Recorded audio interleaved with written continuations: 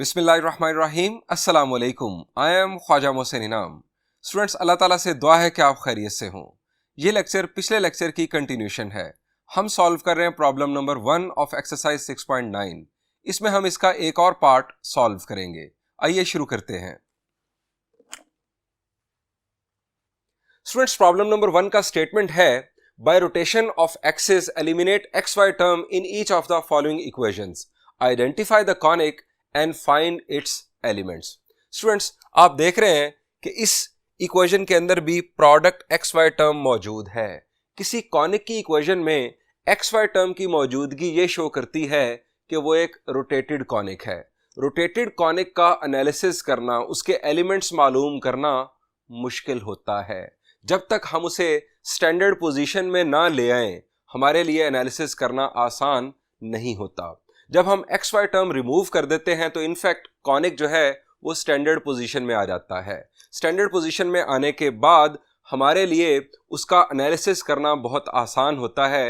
ये हम पिछले 2 लेक्चर्स में देख चुके हैं। ये लेक्चर भी पिछले लेक्चर की तरह ही बिल्कुल आगे बढ़ेगा। स्टूडेंट्स, सबसे पहले हम काम करेंगे जजमेंट ऑफ कॉनिक का। हम देखेंगे कि ये सेकंड डिग्री इक्वेशन किसी कॉनिक को रिप्रेजेंट कर रही है या किसी डीजेनरेट कॉनिक को रिप्रेजेंट कर रही है। सो हम पहले यहां पर लिखेंगे judgement.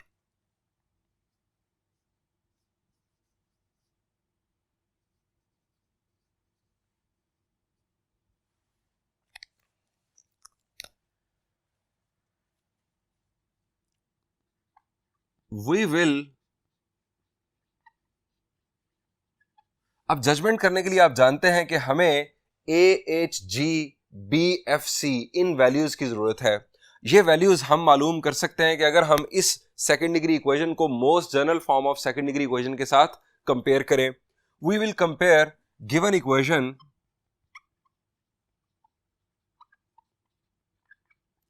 with most general form of second degree equation, ax square plus 2hxy plus by square plus 2gx plus 2fy plus c is equal to 0। अब हमारे पास इक्वेशन है x square plus 4xy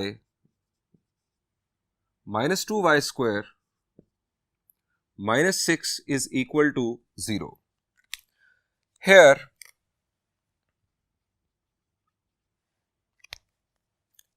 x square का coefficient यहां पर है 1, तो इसका मतलब है a की वैल्यू हुई 1। एक्स वाई का कोएफिशिएंट है यहां पर 4, इसका मतलब है 2h की वैल्यू आ गई 4, तो h की वैल्यू आ गई 2। वाई स्क्वायर का कोएफिशिएंट है -2, b की वैल्यू -2। अब स्टूडेंट्स, यहां पर x वाली टर्म मौजूद नहीं है, यहां पर y वाली टर्म मौजूद नहीं है। इसका मतलब है कि 2g की वैल्यू भी 0, 2f की वैल्यू भी 0, g की वैल्यू भी 0, f की वैल्यू भी 0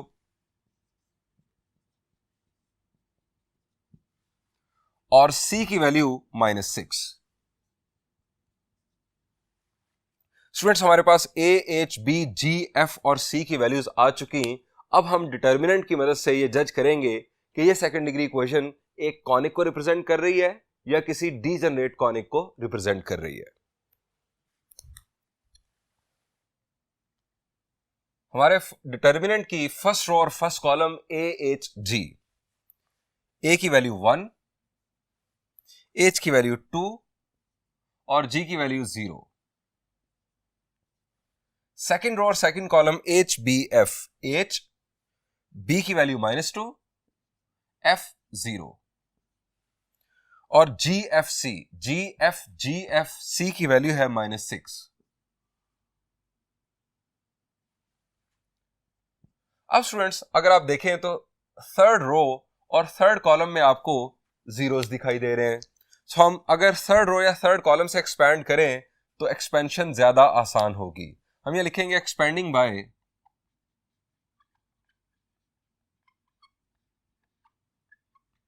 third row.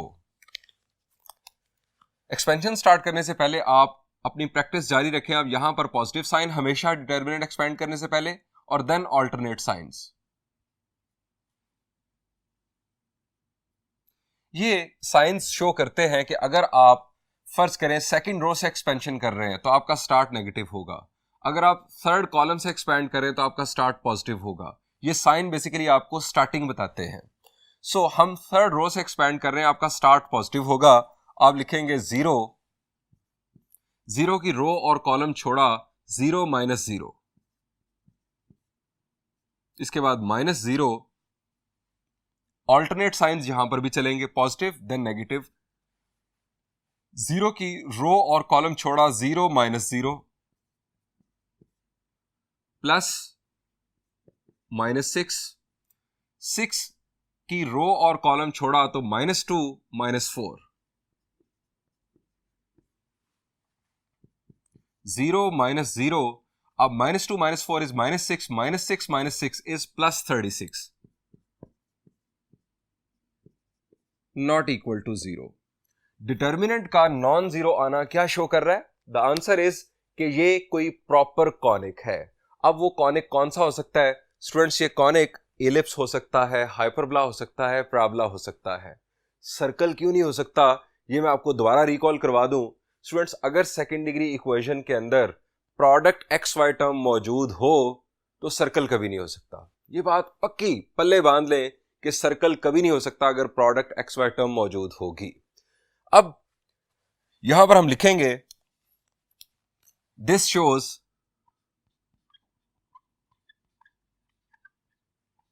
This second degree equation is representing a conic. To identify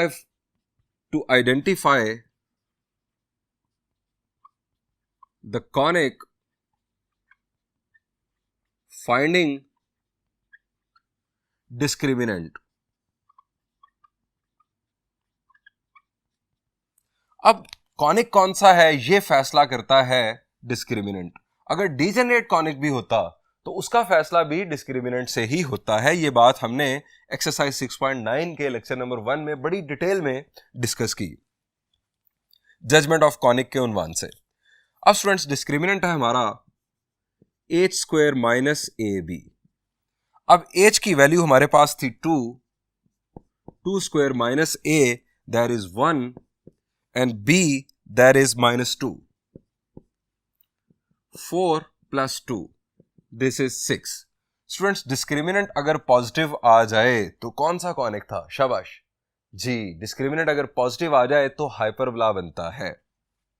अगर यहां पर डिटर्मिनेंट 0 आ चुका हो, डीजेनरेट कॉनिक के साथ अगर डिस्क्रिमिनेंट पॉजिटिव आ जाए तो 2 इंटरसेक्टिंग लाइंस बनती हैं।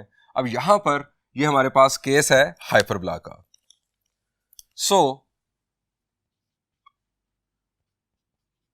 This is a hyperbola. Students हमारी जजमेंट मुकम्मल हो गई। अब स्टूडेंट्स हम elimination of X Y term करेंगे।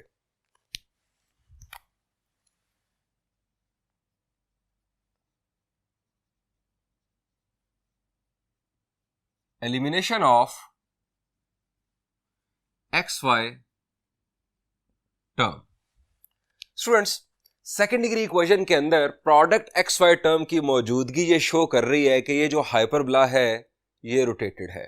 इसका ट्रांसवर्स एक्सिस ना तो एक्स एक्सिस के पैरेलल है ना वाई एक्सिस के पैरेलल है।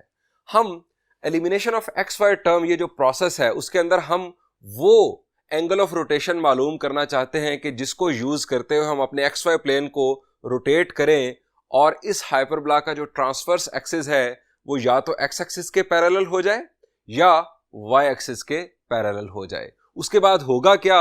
उसके बाद हमारा एनालिसिस जो है इसके डिफरेंट एलिमेंट्स मालूम करना बहुत आसान हो जाएगा। सो हम एंगल ऑफ रोटेशन मालूम करने के लिए, आपको याद हो लास्ट लेक्चर में भी हमने फार्मूला यूज किया था, tangent of 2 theta is equal to twice of h over a minus b। ये फॉर्मूला यूज करके हम एंगल ऑफ रोटेशन मालूम करते हैं। Since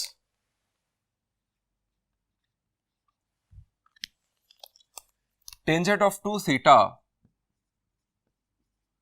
is equal to twice of h over a minus b, tangent of 2 theta is equal to twice of h की value हमारे पास थी 2 और a की वैल्यू स्टूडेंट्स हमारे पास थी 1 और b की वैल्यू थी -2। सिंप्लीफाई किया 2 2s are 4 over minus minus plus, ये आ गया 3। स्टूडेंट्स टेंजेंट ऑफ 2 थीटा किसके इक्वल होता है? शाबाश, पहले भी हम पिछले लेक्चर्स में भी हम देख चुके हैं। टेंजेंट ऑफ 2 थीटा को आप लिख सकते हैं tangent of theta plus theta. यहां पर आप tangent of alpha plus beta का कंसेप्ट यूज करेंगे तो आपके पास आ जाएगा tangent of 2 theta equal to 2 tangent theta over 1 minus tangent square theta is equal to 4 over 3। अब यहां पर क्रॉस मल्टीप्लिकेशन करके ये एक सिंपल ट्रिग्नोमेट्रिक इक्वेशन हम बना लेंगे। 3 2s are 6 tangent theta is equal to 4 minus 4 tangent square theta. एक बात जो हमें यहां पर लिखनी थी वो लाजमी लिखा करें और उसका इस्तेमाल यहां पर भी होना है कि theta is greater than 0 degrees but less than 90 degrees. हमें थीटा की value greater than 0 but less than 90 चाहिए। अब ये जो ट्रिग्नोमेट्रिक इक्वेशन है आप चैप्टर 14 फर्स्ट ईयर में आपने पढ़ा है कि ट्रिग्नोमेट्रिक इक्वेशन का जो जनरल सॉल्यूशन होता है ट्रिग्नोमेट्रिक फंक्शंस के पीरियोडिक होने की वजह से वो इनफाइनाइट नंबर ऑफ सॉल्यूशंस होते हैं। सो हमें यहां पर इनफाइनाइट नंबर ऑफ सॉल्यूशंस की तरफ, जनरल सॉल्यूशंस की तरफ नहीं जाना। हमें सिर्फ वो सॉल्यूशन चाहिए जो कि इस रेंज के अंदर हो। Theta must be greater than 0 but less than 90 degrees. ये बात आपने जहन में रखनी है। अब स्टूडेंट्स इस ट्रिग्नोमेट्रिक इक्वेशन को सिंप्लीफाई कर लेते हैं। तमाम टर्म्स को इक्वल के लेफ्ट साइड पर शिफ्ट करते हैं। 4 tangent square theta plus 6 tangent theta minus 4 is equal to 0। अब अगर हम 2 से डिवाइड कर दें तो फर्दर सिंप्लीफिकेशन हो जाएगी। 2 tangent square theta plus 3 tangent theta -2 is equal to 0। ये स्टूडेंट्स हमारे पास एक सिंपल ट्रिग्नोमेट्रिक इक्वेशन आ गई। स्टूडेंट्स ये ट्रिग्नोमेट्रिक इक्वेशन टेंजेंट में क्वाड्रेटिक है। टेंजेंट में क्वाड्रेटिक है तो हम मिडिल टर्म ब्रेक करने का सोच सकते हैं। अब यहां पर देखें 2 इंटू -2 इज -4। हमें प्रोडक्ट -4 चाहिए और सम या डिफरेंस +3 चाहिए। शाबाश, क्या होगा? It is +4 -1 +4 -1 +3। प्रोडक्ट करने से -4 आएगा। सो हम लिखेंगे 2 tangent square theta plus 4 tangent theta minus tangent theta -2 is equal to 0। यहां से 2 tangent theta common, tangent theta +2 और यहां से -1 कॉमन, टेंजेंट थीटा +2। यहां से स्टूडेंट्स दो फैक्टर्स बन रहे हैं। 2 टेंजेंट थीटा -1 और tangent theta +2 is equal to 0। Students दो फैक्टर्स का प्रोडक्ट इक्वल टू 0। इसका मतलब है कि हम इन दोनों को इक्वल टू 0 अलग-अलग ले सकते हैं। 2 tangent theta -1 is equal to 0 और tangent theta +2 is equal to 0। यहां से students tangent theta is equal to -2। अब tangent theta is equal to -2। Theta के बारे में हमने यहां पर बात की कि theta is greater than 0 but less than 90। इसका मतलब है कि थीटा फर्स्ट क्वाड्रेंट में है। फर्स्ट क्वाड्रेंट के अंदर तमाम ट्रिग्नोमेट्रिक रेशियोज पॉजिटिव होती है। टेंजेंट नेगेटिव हो सकता है लेकिन हमें थीटा फर्स्ट क्वाड्रेंट में चाहिए। फर्स्ट क्वाड्रेंट के अंदर थीटा के अगेंस्ट टेंजेंट थीटा की वैल्यू जो है वो नेगेटिव नहीं हो सकती। ये हमें काबिल कबूल नहीं है। हाँ, अगर हम इस ट्रिग्नोमेट्रिक इक्वेशन को जनरली सॉल्व कर रहे होते, थीटा पर कोई रिस्ट्रिक्शन ना होती, तो तब हम इसे प्रोसेस करके यहां से भी थीटा की वैल्यू मालूम करते। लेकिन फिलहाल इस रिस्ट्रिक्शन की वजह से हमें टेंजेंट थीटा की ये नेगेटिव वैल्यू काबिल कबूल नहीं है। हम यह लिखेंगे नॉट एडमिसिबल।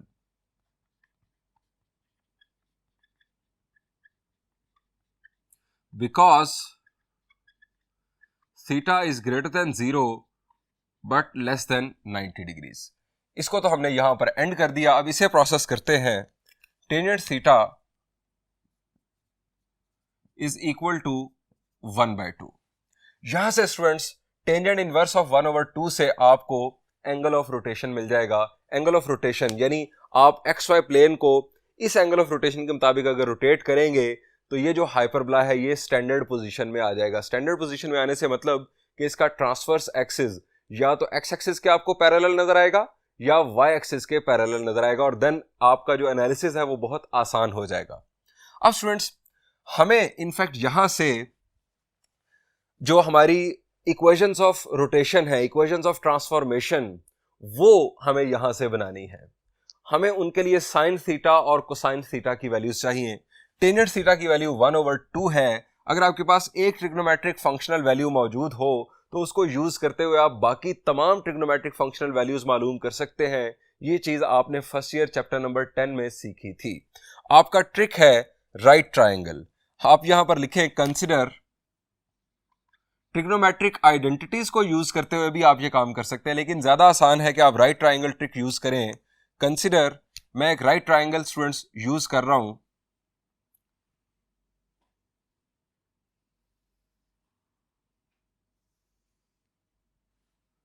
ये आ गया आपके पास थीटा। अब स्टूडेंट्स टेंजेंट राइट ट्राइंगल के रेफरेंस से क्या होता है? शाबाश, टेंजेंट होता है perpendicular over base. Perpendicular over base इसका मतलब है कि आप इसको लिख दें 1 और इसको लिख दें 2। अब हाइपोटेन्यूज क्या होगा? शाबाश, by Pythagoras theorem. Pythagoras theorem क्या है? हाइपोटेन्यूज का square is equal to perpendicular square plus base square. 2 का स्क्वायर 4, 1 का स्क्वायर 1, 4 + 1 5, 5 का स्क्वायर रूट आपके पास वैल्यू आ जाएगी हाइपोटेन्यूज की। इसका मतलब ये हुआ, अच्छा ये वर्किंग मैं इसकी डिटेल में नहीं गया हूं क्योंकि मैं आपको ट्रिग्नोमेट्री नहीं यहां पर सिखा रहा हूं। यहां पर ये जस्ट एक छोटे से टूल के तौर पर यूज किया गया। सो आपने इसको इतनी ज्यादा लेंथ में इतनी ज्यादा रिस्पेक्ट नहीं देनी, क्योंकि हमारा जो ऑलरेडी जो प्रॉब्लम है इसका सोल्यूशन बहुत लंबा होने जा रहा है। हम यहां पर लिखेंगे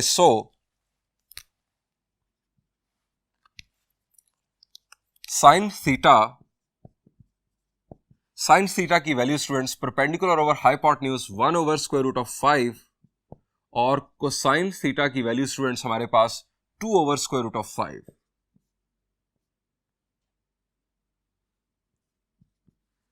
ये स्टूडेंट्स साइन थीटा और कोसाइन थीटा की वैल्यूज आ गई। अब हमें इक्वेशंस ऑफ ट्रांसफॉर्मेशन बनानी है। हम यह लिखेंगे सिंस, और अब यहां पर आपको वो टेबल सामने ले आना है। टेबल आप रफ में बनाएंगे कि जिससे आप स्मॉल x और स्मॉल y की वैल्यूज फौरन उस टेबल में से बनाकर लिखेंगे, क्योंकि ये फॉर्मूलाज याद करना थोड़ा मुश्किल है। सो स्टूडेंट्स स्मॉल x की जो वैल्यू है, स्मॉल x की value capital X cosine theta minus capital Y sine theta. Students ये हमने उस टेबल में से वैल्यू लिखी। Small x is equal to capital X cosine theta की value 2/√5 minus capital Y sine theta की वैल्यू 1/√5। अब इसको सिंप्लीफाई किया तो √5 डिनोमिनेटर में, ऊपर आ गया 2x माइनस y। ये स्टूडेंट्स हमारे पास आ गई स्मॉल x की वैल्यू। अब इसी तरह से हमें चाहिए स्मॉल y की value. Since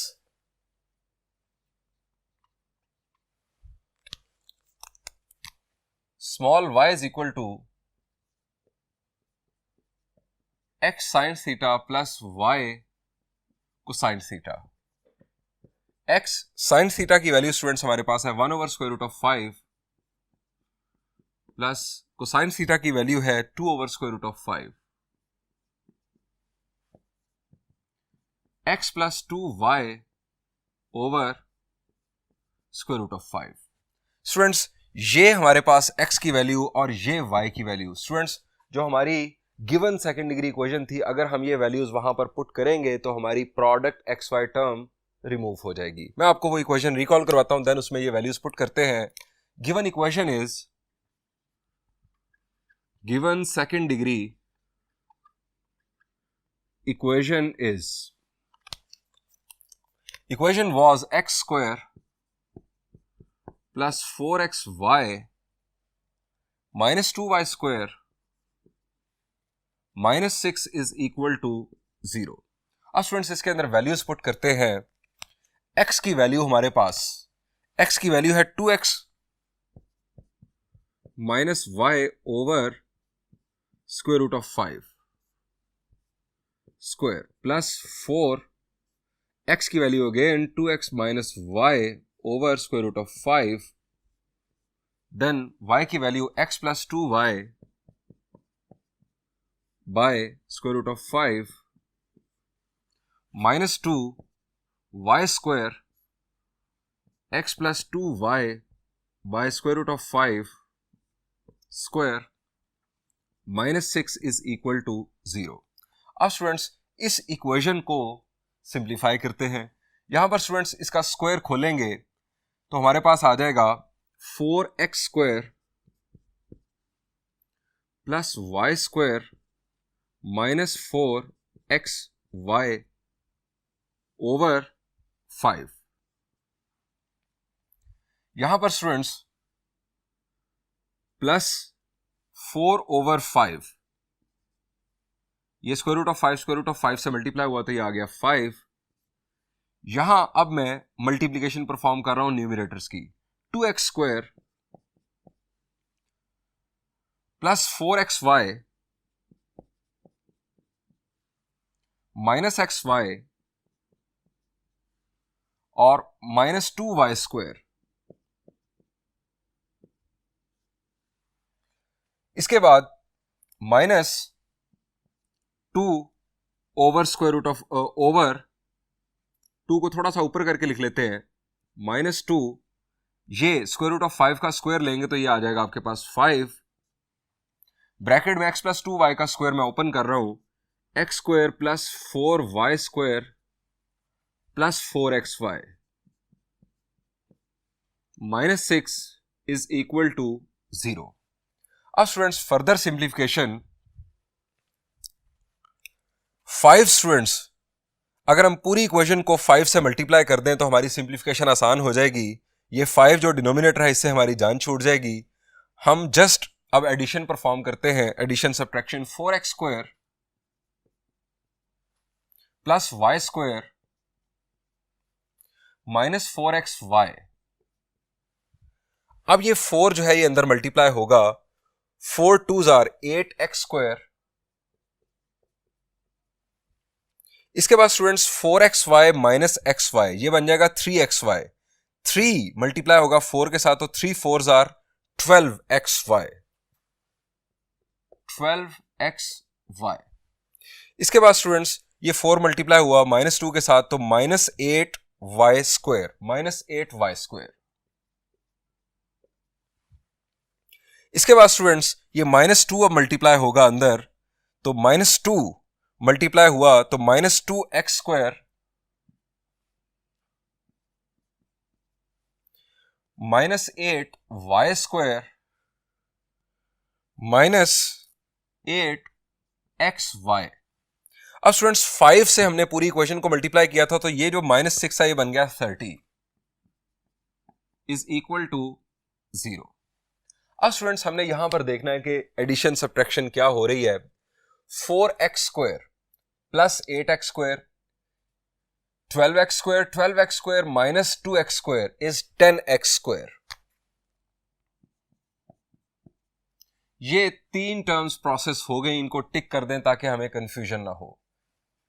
y square minus 8y square ये बन गया minus 7y square, minus 7y square minus 8y square is minus 15y square. इनको भी टिक कर दें ताकि कंफ्यूजन ना हो। इसके बाद स्टूडेंट्स हमारे पास है माइनस 4xy माइनस 8xy, ये minus 12xy, minus 12xy plus 12xy से कैंसिल, ये हमारी product x Y term finally remove हो गई। इसके बाद स्टूडेंट्स हमारे पास है जस्ट ये number that is 30 -30 is equal to 0। Students product x Y term remove होने का मतलब यह है कि हमने अपने एक्स वाई प्लेन को इस तरह से रोटेट कर दिया है कि जो हाइपरबोला है ये स्टैंडर्ड पोजीशन में आ गया है। इसका जो ट्रांसवर्स एक्सिस है या तो एक्स एक्सिस के पैरेलल हो गया है या वाई एक्सिस के पैरेलल हो गया है। अब ये हाइपरबोला की इक्वेशन है हमारे सामने, इसको हमने स्टैंडर्ड फॉर्म में लाना है। आपके दिमाग में हाइपरबोला की इक्वेशन होनी चाहिए, जो स्टैंडर्ड दो इक्वेशंस है वो होनी चाहिए। उसमें आप अगर रिकॉल करें तो राइट साइड पर 1 आता है, इस कांस्टेंट को यहां पर शिफ्ट करके देन 30 से डिवाइड करते हैं पूरी इक्वेशन को। 10x square minus 15y square is equal to 30। यहां पर हमें लाना है 1, सो हम 30 से डिवाइड करेंगे तो हमारे पास यहां पर आ जाएगा स्टूडेंट्स डिनोमिनेटर में 3, चूंकि हम 30 से डिवाइड कर रहे हैं, minus y square over 2 is equal to 1। अब स्टूडेंट्स इसको फर्दर स्टैंडर्ड फॉर्म में अगर आप ले आए तो x minus 0 whole square over 3 minus y minus 0 whole square over 2 is equal to 1। ये स्टूडेंट्स हमारे पास स्टैंडर्ड इक्वेशन आ गई हाइपरबोला की। अब मेरा सवाल आपसे यह है कि ये किस टाइप का हाइपरबोला है। शाबाश, मैंने आपको एक्सरसाइज 6.6 में बड़ी डिटेल में हाइपरबोला बताया। ये किस किस्म का हाइपरबोला है? द आंसर इज, चूंकि इसमें x होल स्क्वायर वाली जो टर्म है वो पॉजिटिव बन रही है, सो इसका transverse axis parallel to x axis है। h की वैल्यू भी 0 है, k की वैल्यू भी 0 है, सो h की वैल्यू 0 और k की वैल्यू 0 ये शो कर रही है कि इसका जो सेंटर है वो ओरिजिन पर है। स्टूडेंट सेंटर ओरिजिन पर, ट्रांसवर्स एक्सिस x एक्सिस के ऊपर। अब स्टूडेंट्स इसका एनालिसिस करना बहुत आसान होगा, लेकिन स्टूडेंट्स हमें दो तरह से इसका एनालिसिस यहां पर देखना है। एक तो रोटेटेड एक्स वाई प्लेन के मुताबिक हमारे पास इसके एलिमेंट्स आएंगे और एक ओरिजिनल एक्स वाई प्लेन के लिहाज से हमने मालूम करने हैं। सो दोनों एनालिसिस अब हम किस तरह से करेंगे, हम कंप्लीट बोर्ड अब इरेज कर लेते हैं, मिटा लेते हैं और देन अपना सॉल्यूशन कंटिन्यू करते हैं। अब सिर्फ रह गया है फाइंडिंग एलिमेंट्स। सो बोर्ड मिटाकर कंटिन्यू करते हैं।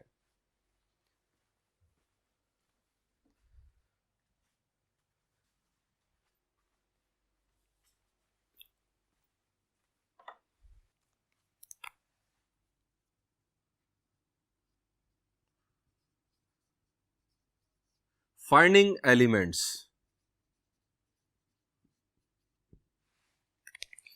इक्वेशन स्टूडेंट्स अभी जो हमने स्टैंडर्ड फॉर्म में लिखी वो थी x minus 0 whole square over 3 minus y minus 0 whole square over 2 is equal to 1। अब स्टूडेंट्स इसे हम स्टैंडर्ड फॉर्म के साथ कंपेयर करें। Comparing with standard form,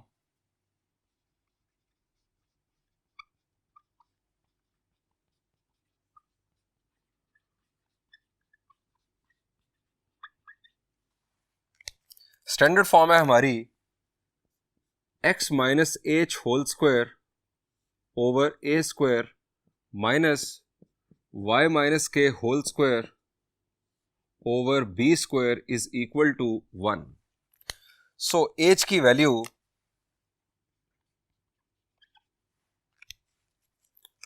h की वैल्यू 0, k की वैल्यू 0, a स्क्वायर की वैल्यू हमारे पास 3, जिससे पता चला कि a की वैल्यू है स्क्वायर रूट ऑफ 3 और b स्क्वायर की वैल्यू 2 और b की वैल्यू आ गई स्क्वायर रूट ऑफ 2। अब स्टूडेंट्स हमें चाहिए c की वैल्यू। हाइपरबोला में c square is equal to a square plus b square, as c square is equal to a square plus b square.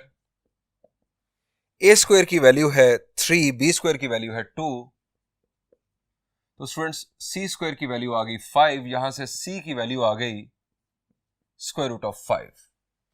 Students हमारे पास H के A B C ये values आ चुकी। अब students हमें capital X और capital Y की values in terms of small x small y भी चाहिए, ताकि हम ओल्ड एक्स वाई प्लेन के रेफरेंस से भी एनालिसिस अपना कर सकें। हम यहां पर लिखेंगे एज,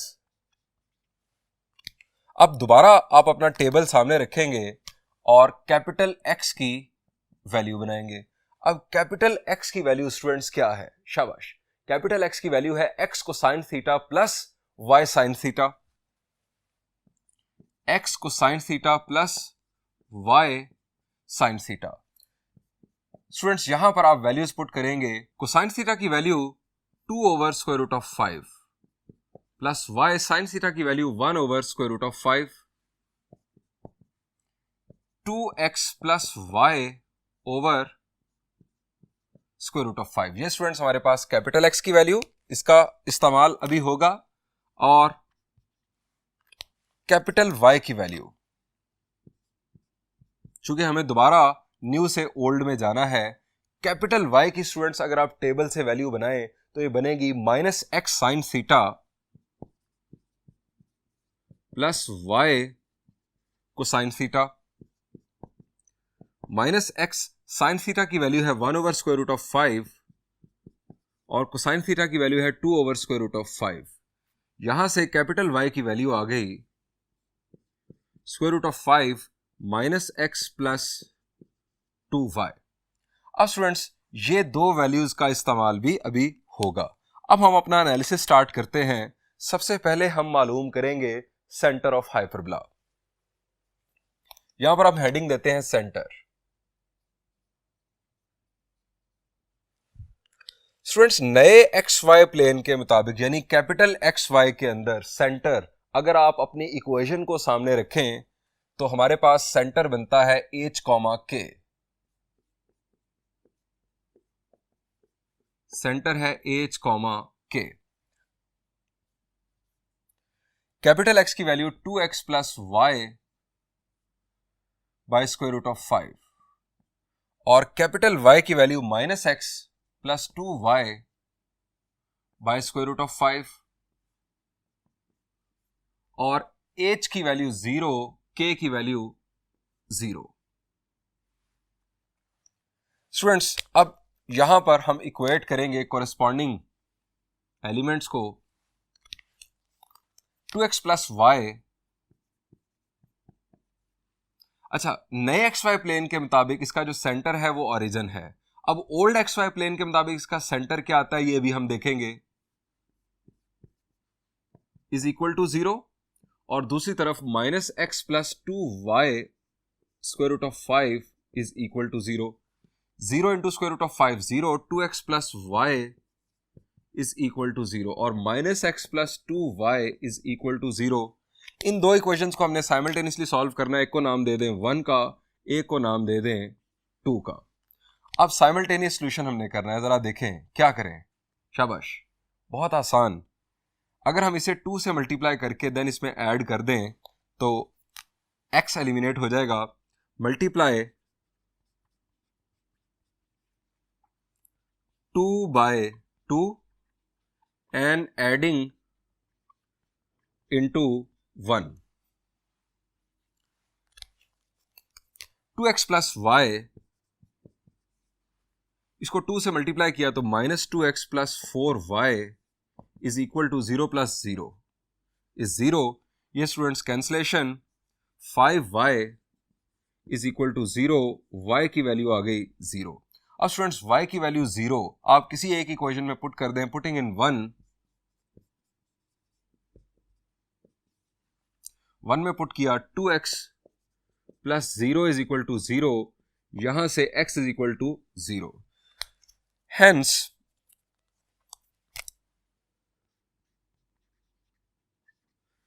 सेंटर स्टूडेंट्स हमारे पास आ रहा है। सेंटर के coordinates old x y plane के मुताबिक 0,0, यानी नए एक्स वाई प्लेन के मुताबिक भी ओरिजिन पर ही इस हाइपरबोला का सेंटर है और ओल्ड एक्स वाई प्लेन के मुताबिक भी ओरिजिन पर ही इसका सेंटर आ रहा है।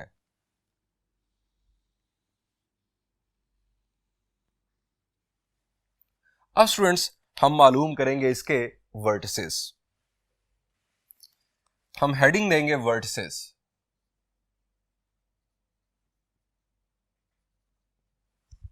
स्टूडेंट्स हमारे हाइपरबोला का ट्रांसवर्स एक्सिस एक्स एक्सिस के ऊपर है, सेंटर है ओरिजिन पर।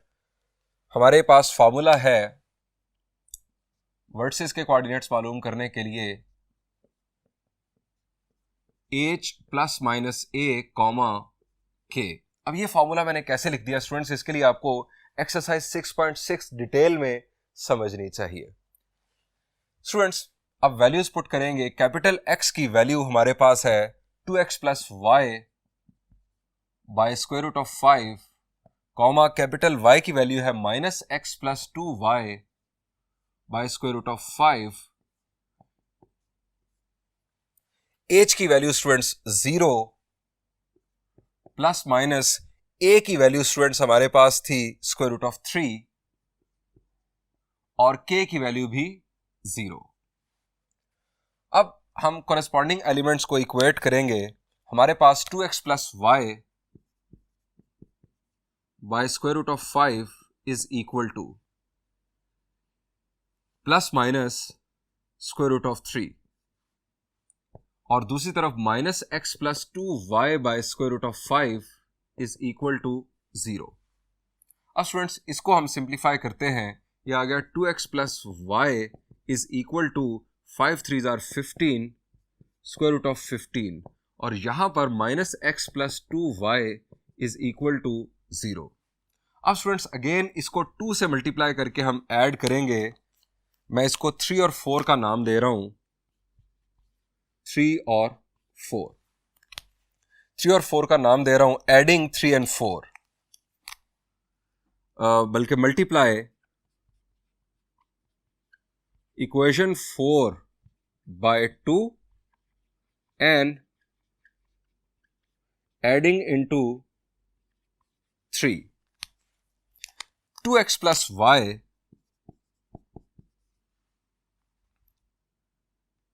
Minus 2x plus 4y is equal to plus minus, चूंकि इसको हमने 2 से मल्टीप्लाई किया तो ये तो 0 ही है, square root of 15।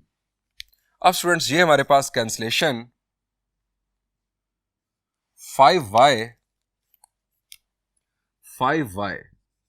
Is equal to plus minus square root of 15।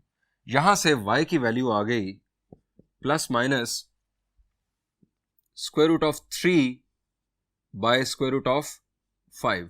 5 ने जब डिवाइड किया, ये 15 बेसिकली क्या है, ये है square root of 3 into square root of 5। अब जब 5 से डिवाइड हमने किया तो ये स्क्वायर रूट नीचे शिफ्ट हो गया। ये आगे स्टूडेंट्स हमारे पास y की वैल्यू, ये y की वैल्यू हम किसी एक इक्वेशन में पुट करेंगे, हमें मिल जाएगी x की वैल्यू। पुटिंग इन इक्वेशन 4,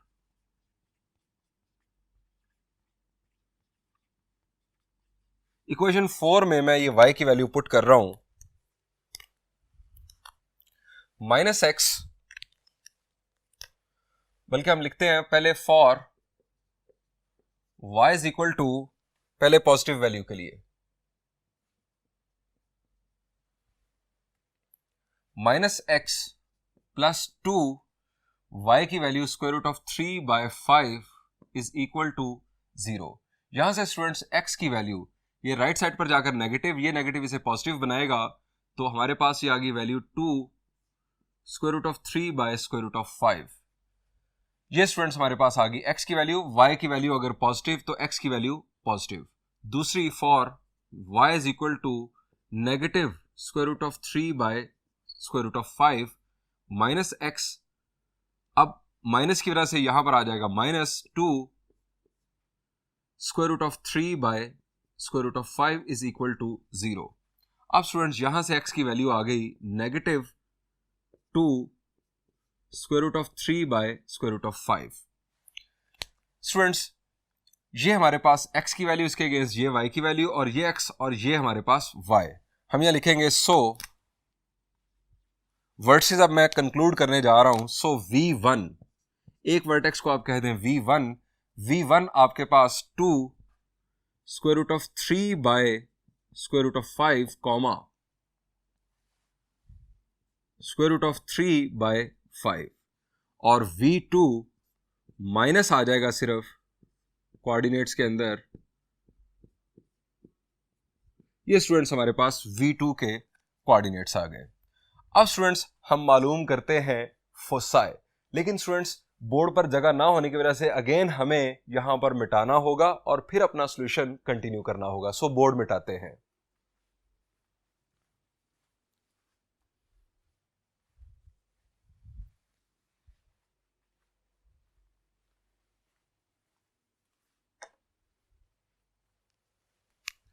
हमारी next heading foci.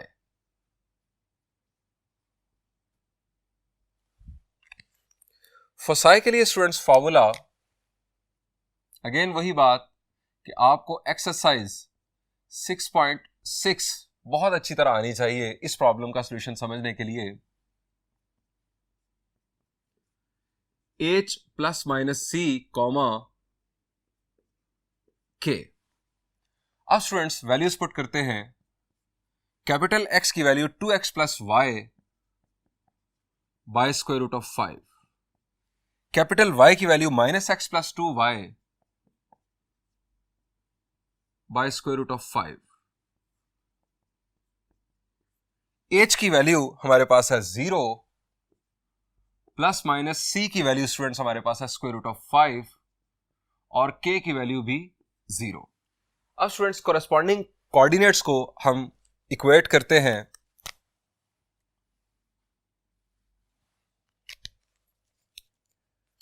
To x plus Y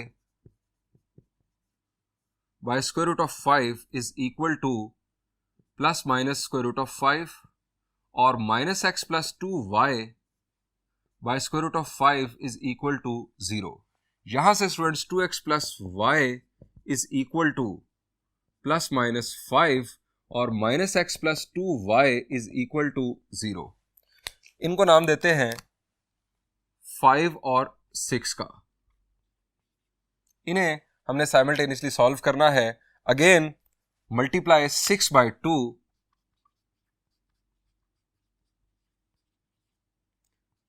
6/2 and adding into 5। 2x plus y minus 2x plus 4y is equal to plus minus 5 plus 0। अब यहां से cancellation 2x minus 2x cancel, 5y is equal to plus minus 5। y की value आ गई plus minus 1। अब students y की value हम put करेंगे इक्वेशन 6 में और हमें मिलेंगी कोरेस्पॉन्डिंग x की values. Putting in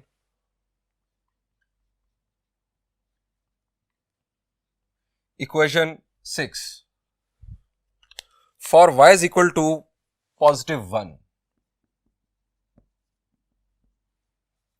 minus x plus 2 into 1 is equal to 0, minus x is equal to minus 2, x की वैल्यू आ गई students 2 for y is equal to minus 1, minus x is equal to plus 2 into minus 1 is equal to 0, x की value students यहां से आ जाएगी minus 2।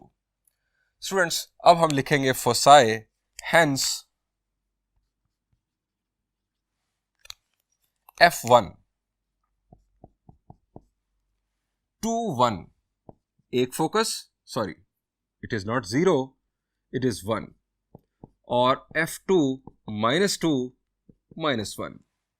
ये students हमारे पास दोनों फोकस आ चुके इस हाइपरबोला के। अब स्टूडेंट्स हमें ट्रांसवर्स एक्सिस की इक्वेशन और कॉन्जुगेट एक्सिस की इक्वेशन मालूम करनी है। हम यहां हेडिंग देंगे ट्रांसवर्स एक्सिस।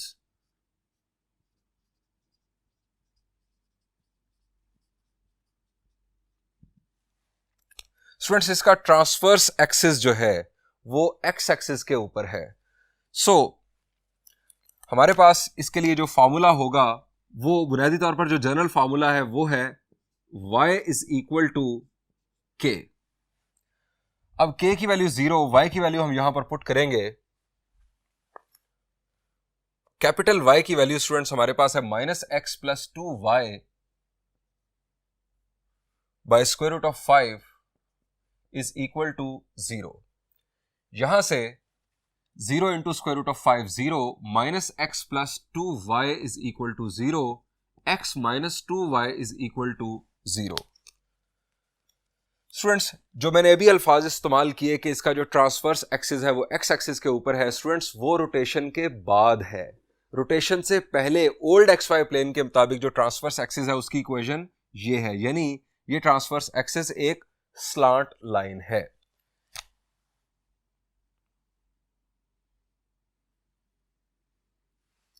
अब स्टूडेंट्स कॉन्जुगेट एक्सिस की इक्वेशन। अच्छा, यहां से अगर ट्रांसवर्स एक्सिस की लेंथ भी आपको मालूम करने के लिए कहा जाए तो कोई मसला नहीं है। लेंथ ऑफ ट्रांसवर्स एक्सिस का फॉर्मूला क्या है? The answer is twice of A की वैल्यू आपके पास मौजूद है, आप ट्वाइस ऑफ ए करें, आपके पास लेंथ आ जाएगी। हम मालूम करते हैं कॉन्जुगेट एक्सिस की equation.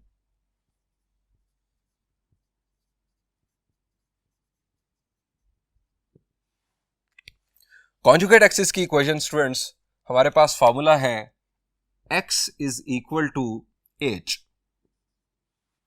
x equal to h हमारे पास कॉन्जुगेट एक्सिस के लिए फॉर्मूला। अब कैपिटल X की students value 2x + y by square root of 2, h की value 0, 2x + y is equal to 0। ये हमारे पास आ गया कॉन्जुगेट एक्सिस के लिए, कॉन्जुगेट एक्सिस की इक्वेशन आ गई। अगर आपको कॉन्जुगेट एक्सिस की लेंथ मालूम करने के लिए कहा जाए तो उसके लिए फॉर्मूला आप जानते हैं, it is twice of b। सो वो बहुत आसान आप खुद कर सकते हैं स्टूडेंट्स। इसके बाद हमें मालूम करनी है एक्सेंट्रिसिटी ऑफ द हाइपरबोला।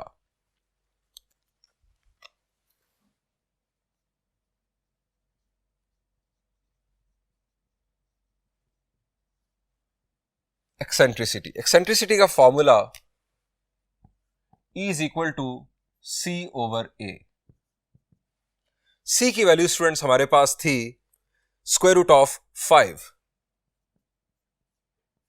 और A की वैल्यू स्टूडेंट्स हमने मालूम की थी शुरू में, that was square root of 3।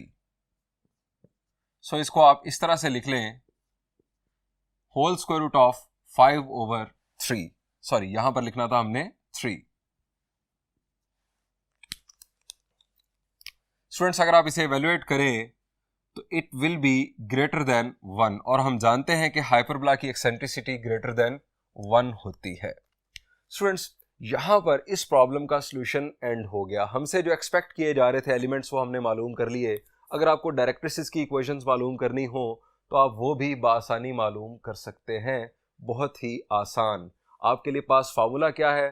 Formula है x, capital X is equal to h ± a/e। आप वैल्यूज पुट कीजिएगा, कैपिटल X की वैल्यू पुट कीजिएगा, आपके पास डायरेक्ट्रिसिस की दोनों इक्वेशंस भी आ जाएंगी। स्टूडेंट्स अब हम इस सारे सॉल्यूशन को ग्राफिकली देखते हैं। स्टूडेंट्स ये हमारा XY प्लेन, ये स्टूडेंट्स हमें सेकंड डिग्री इक्वेशन गिवन थी। इस सेकंड डिग्री इक्वेशन को हमने जज किया, ये एक हाइपरबोला को रिप्रेजेंट कर रही थी और ये हाइपरबोला रोटेटेड था। ये स्टूडेंट्स मैंने ये हाइपरबोला बना दिया। अब अगर हमें इसी हालत में कहा जाए कि आप इसके एलिमेंट्स मालूम करें, आप इसका सेंटर, इसके जो वर्टिसेस हैं, इसके डायरेक्ट्रिसिस की इक्वेशंस हैं, इसके ट्रांसवर्स एक्सिस, इसके कॉन्जुगेट एक्सिस की इक्वेशंस मालूम करें, तो स्टूडेंट्स ये हमारे लिए बहुत मुश्किल था। एक्सरसाइज 6.6 के अंदर हमने ऐसे हाइपरबोलास को डील करना सीखा कि जो स्टैंडर्ड पोजीशन में होते हैं, जिनका ट्रांसवर्स एक्सिस या तो एक्स एक्सिस के पैरेलल होता है या वाई एक्सिस के पैरेलल होता है। स्टैंडर्ड पोजीशन में इस हाइपरबोला को लाने के लिए हमने क्या किया? हमने एंगल ऑफ रोटेशन मालूम किया। एंगल ऑफ रोटेशन मालूम करने के बाद हमने अपने XY प्लेन को रोटेट किया। XY प्लेन को रोटेट करने से हमारा यही हाइपरबोला स्टैंडर्ड पोजीशन में आ गया। इसका जो ट्रांसवर्स एक्सिस है वो एक्स एक्सिस के ऊपर आ गया। अब इसका फायदा क्या हुआ स्टूडेंट्स? अब एक्सरसाइज 6.6 के तमाम कंसेप्ट्स अप्लाई हो गए। स्टूडेंट्स एक्सरसाइज 6.6 के कंसेप्ट्स हमने अप्लाई किए इसको स्टैंडर्ड पोजीशन में लाने के बाद, तो स्टूडेंट्स हमारे तमाम एलिमेंट्स आना शुरू हो गए और हमने अपनी इक्वेशंस ऑफ ट्रांसफॉर्मेशन यूज करते हुए ओल्ड एक्स वाई प्लेन के रेफरेंस से भी इन तमाम एलिमेंट्स को मालूम कर लिया। स्टूडेंट्स, ये बुनियादी तौर पर फायदा है रोटेशन ऑफ एक्सिस का। यानी मैं आपको आखिर पर एक बॉटम लाइन फिर बता देता हूं कि अगर आपके कॉनिक रोटेटेड हों, आपका एलिप्स, आपका पैराबोला, आपका हाइपरबोला ये रोटेटेड हों और इनका एनालिसिस आपको करना हो तो आपको अपने एक्सिस को रोटेट करके इन्हें स्टैंडर्ड पोजीशन पर लाना होगा। देन इनका एनालिसिस करना आपके लिए बहुत आसान होगा। स्टूडेंट्स, इस प्रॉब्लम नंबर 1 के जो रिमेनिंग पार्ट्स हैं वो आप अब खुद सॉल्व कीजिएगा। डेफिनेटली ये थोड़े से चैलेंजिंग हैं, थोड़े लेंथी हैं, लेकिन यू मस्ट हैव टेम्परामेंट। आप इन्हें खुद सॉल्व कीजिएगा। इसके अलावा जो रेलिवेंट एग्जांपल्स हैं एक्सरसाइज 6.9 से पहले, वो भी आपका होमवर्क है।